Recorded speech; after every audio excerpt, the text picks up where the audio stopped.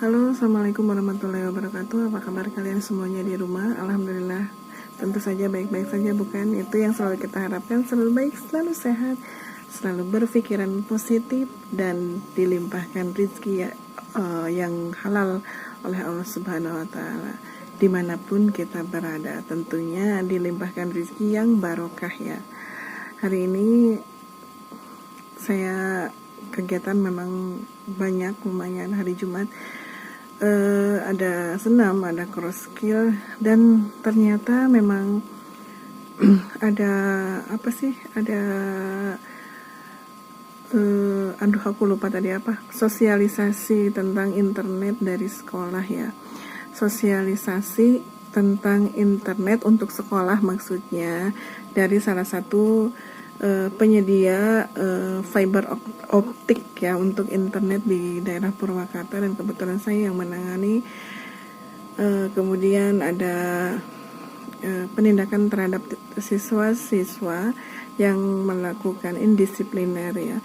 Tadi kebetulan juga saya ikut juga, ada penindakan terhadap anak-anak yang melakukan indisipliner itu ketika waktu mau pulang, dan mau pulang ternyata saya dipanggil lagi. Ada orang tua siswa yang datang ke sekolah pas waktu mau pulang, itu waktunya jam 2:30 tadi ya, 2:30 pas mau pulang dipanggil ke atas dengan wajah yang murung. Si bapaknya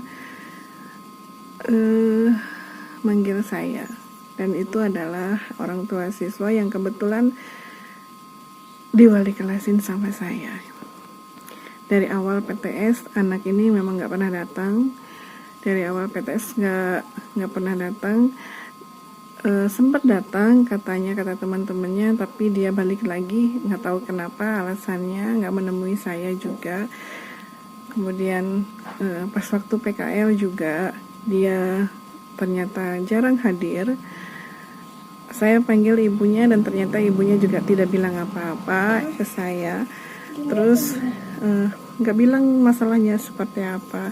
Dan ketika saya dipanggil ke kantor sama Wakasek, ceritanya sampai membuat saya menangis. Sedih luar biasa sedih. Ternyata anak ini menanggung beban yang berat, mungkin ya, menanggung beban yang berat. Bapaknya cerita bahwa dia itu bercerai dengan istrinya dan sudah lama, dan ternyata ibunya si anak ini sudah menikah lagi, dan bapaknya, saya tanya bapak kerja di mana, ternyata dia tidak bekerja di mana-mana, dia hanya kerja serabutan, dan dia tinggal di salah satu perumahan, dan itu pun bukan rumahnya sendiri tetapi rumah saudaranya gitu ya. Sementara anak murid saya yang di wali kelasin sama saya itu, dia tinggal sama ibunya, dan mungkin keluarga dari ibunya kurang peduli juga. Kenyataannya ternyata menyedihkan guys. Si bapak itu sampai menangis, sampai gemetaran cerita bahwa dia itu tidak punya apa-apa, bahwa dia itu tidak punya uang untuk membiayai anaknya, bahwa dia itu hanya bisa memberikan uang 14.000 seminggu. Coba bayangin, 14.000 seminggu untuk anaknya sekolah. Mana bisa? Sementara ongkos saja, satu kali naik angkot saya hitung 5.000, dan bolak-balik PP 10.000. Gimana coba tuh ceritanya? Sedih banget. Untuk makan aja dia nggak bisa. Makanya kemarin saya bilang dengan nada yang sangat, bukan kemarin ya, tadi maksud saya, tadi saya bilang ke si bapaknya, Pak, saya ngasih kebijaksanaan kepada anak Bapak. Seandainya memang betul keadaannya seperti itu, saya akan minta kebijakan dari kepala sekolah dan wakil kepala sekolah untuk anak Bapak itu susulan. Karena memang sudah berakhir sebetulnya waktunya. Karena memang kita sekolah swasta ya, jadi kalau yang mau ikut PTS itu harus bayar dulu SPP atau bayar dulu iuran PTS-nya. Bayar SPP sebulan memang 250.000 dan bayar PTS sebulan 200.000, dan itu memang harus dibayar.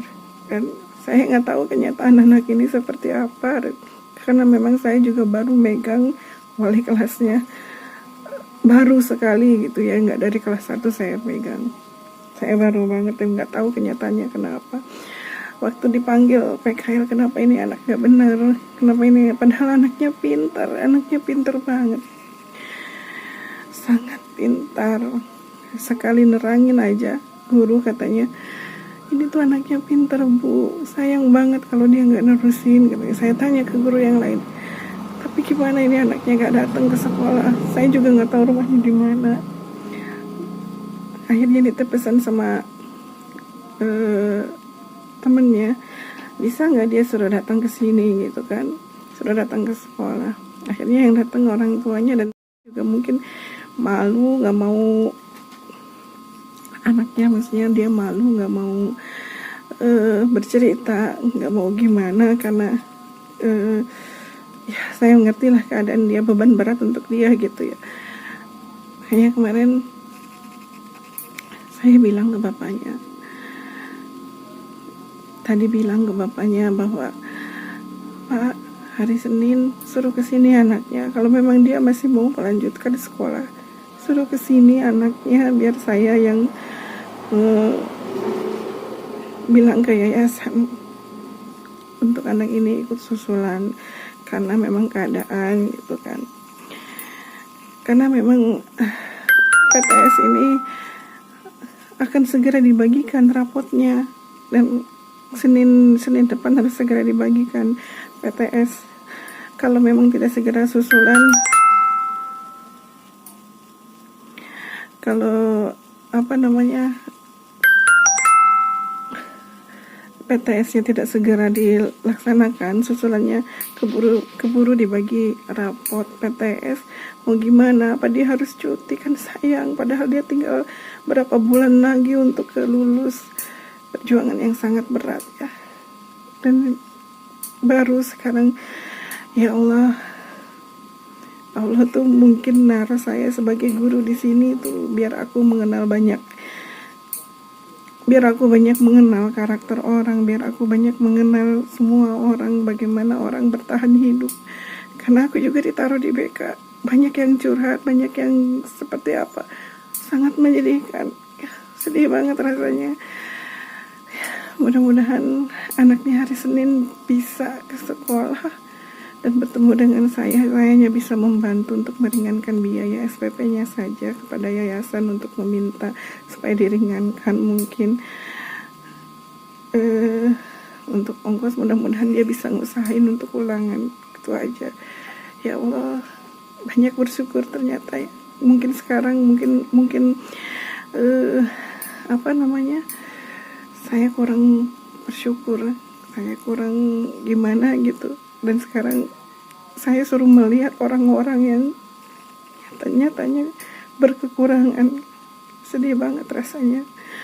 Ini jadi pelajaran untuk saya, dan mungkin cerita ini bisa menginspirasi semua orang. Tetap bersyukur, apa yang kita dapat syukuri, nikmati dan jalani. Maafin ibu ya nak, ibu nggak tahu keadaan kamu seperti apa, ibu nggak tahu beban kamu seperti apa, dan baru kemarin ibu tahu dari orang tua kamu seperti itu, sampai bapakmu gemeteran, sampai bapak kamu nangis di depan kita. Akhirnya ibu tahu. Mudah-mudahan kamu bisa ngusahain hari Senin untuk datang ke sekolah, insya Allah ibu bantu. Mudah-mudahan cerita ini bisa menginspirasi semua orang ya. Syukuri, jalani, nikmati, itu aja. Mesti banyak bersyukur, ternyata masih banyak orang yang di bawah kita, ternyata masih banyak orang yang sulit hidupnya. Tentunya kita harus banyak bersyukur ya. Itu saja cerita dari saya kali ini. Assalamualaikum warahmatullahi wabarakatuh.